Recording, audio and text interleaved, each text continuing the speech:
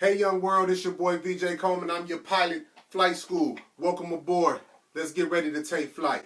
I want to talk about something that happened to me this past weekend. A parent came up to me and said, "You're a better person than me to allow your son to still play on this team." I needed him to explain what he meant. So he goes on to tell me that the team is playing my son by the lack of time they're playing my son. And I said, "Well, that's your opinion." And he kept saying, "Well, you're just in denial. You're just in denial. You're just in denial." What am I in denial about? He said, "Well, can you tell me? Can you tell me how your son is benefiting by being on the team if he's not getting a lot of playing time?" So we went back and forth, and what I realized was I was arguing a perspective that maybe was beyond his reach. And it's not that he's not intelligent. He was an intelligent guy, but I had to realize he didn't understand what I was raising. There was a difference in what I seen and what he seen. Now, to say it's not fair, okay, so I take my son off the team because it's not fair, and I bounce him team to team to team until I find what's fair. That's not real world. My son plays on that team. He's developing on that team. He's growing on that team. And I'm teaching my son something different. And I was trying to explain it to him, so I'm going to explain it to you today. This message is called Playing from the Sideline, and I really hope that it resonates with someone today.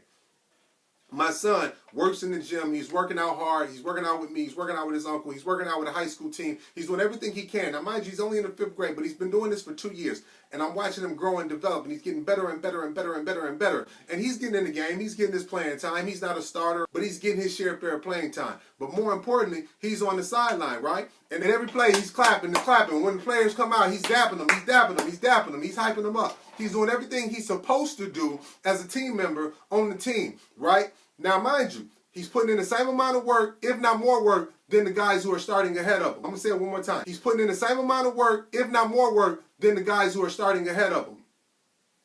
How many times have you been on the sideline, you've been cheering, you've been clapping, you've been shouting, and you haven't gotten the right amount of playing time per someone else's perspective? How many times have you quit something per someone else's perspective and you missed out on your blessing? Let me get you to understand something here. Sometimes God puts you in a position and sits you on the sideline because he knows you're not ready for that game. He knows you're not ready right now. But you quit based on someone else. They're sitting in the stands. They're in the audience. They're watching you on the sideline while you're on the sideline watching the game. Listen to that one more time. They're watching you on the sideline while you're watching the game from the sideline. See, they're 2 levels behind where you are. So if you let the audience talk you back to where they are, that's a shame on you. What I love about my son is he continues to grind. He continues to work out. He continues to put the effort in. He continues to do the things that are necessary for him to move from the sideline into the game. I'm going to say that again. He does everything that is necessary to move him from the sideline into the game. I don't think y'all heard me. He does everything that's necessary to move him from the sideline into the game. What do I mean by that? He's preparing. How many times have you seen something, a goal, a dream, a job, or something you want in your life, even a relationship? Have you positioned yourself for when your time is called, for when your name is called, for when your number is called, so you can go in the game? You probably haven't, because you've listened to somebody in the audience, you slid back from the table. You got to put yourself in a position to be successful, and the only way that can happen is to prepare yourself. I'm thinking like this, and this is how I've raised my children. Sometimes when God says no, that just means not right now. It doesn't mean not ever. So he continues to work out. He continues to play hard. He continues to cheer and clap and promote his team. And when he gets in the game, he goes as hard as he can because he wants to make sure he doesn't let his team down. He's preparing himself for the game. He's not looking for a starting position. He's not looking to be the highest scorer. He's not looking to be anything other than what God has called him to be in his life. How many times have you tried to play a position that God didn't call you for? I'll wait. How many times have you jumped the gun because of titles and the salary that went with a position because that's what you felt you wanted, but that wasn't what God told you was for you? I'll wait. See, we got to learn to play our positions from the sideline. When we're on the sideline, we got to continue to clap. We got to continue to cheer. We got to continue to promote other people. That's what success is about. Success happens from the sideline. Success happens on the practice field or the practice court or in the back room when you're studying. That's where success happens. How many times have you prepared yourself to be successful before the opportunity has come? I think about times when I've sat in interviews where people want to be promoted. And here's something that I've heard in interviews quite often. Well, if you give me the job, I'll go back to school and get the education you need for the position. No. That's not how that works. You have to go to school, take the gamble, put in the work, go to school, get the education, right? That's practice. That's cheering from the sideline because somebody's probably going to get promoted ahead of you a few times. While you're in school, you're going to clap and cheer. But then when it's your time and you're called to the game, you'll be put in the game. Think about that. You're sitting on the sideline. You're that much closer to the court or to the field, and you're cheering for the guy who's been promoted ahead of you, for the guy who has moved or advanced before you. You're cheering.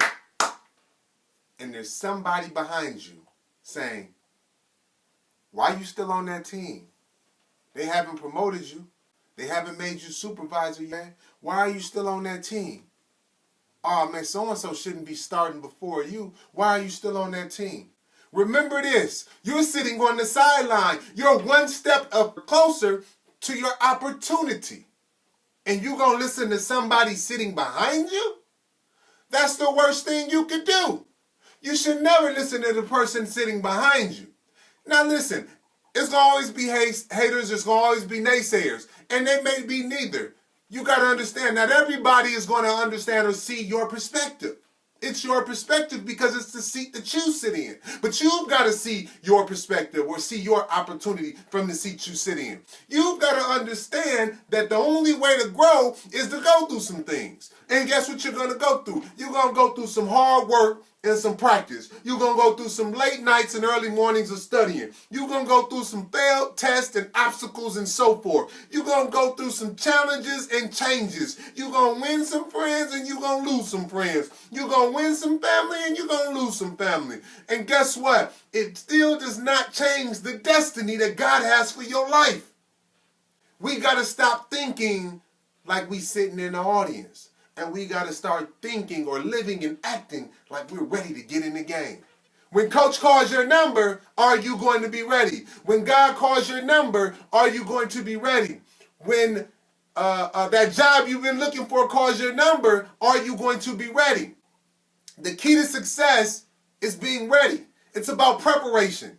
I hate seeing people talk about getting prepared after the fact. I dare you to play from the sideline, but more importantly, I dare you to prepare for the coming opportunity.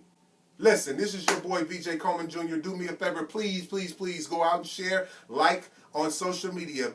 VJ Coleman Jr. on all social media, Snapchat, Instagram, and Facebook. I thank you for your time. I thank you for your grind, and more importantly, I thank God for your mind. Let's open it up and let's have an awesome year. That being said, let's take flight. Be blessed.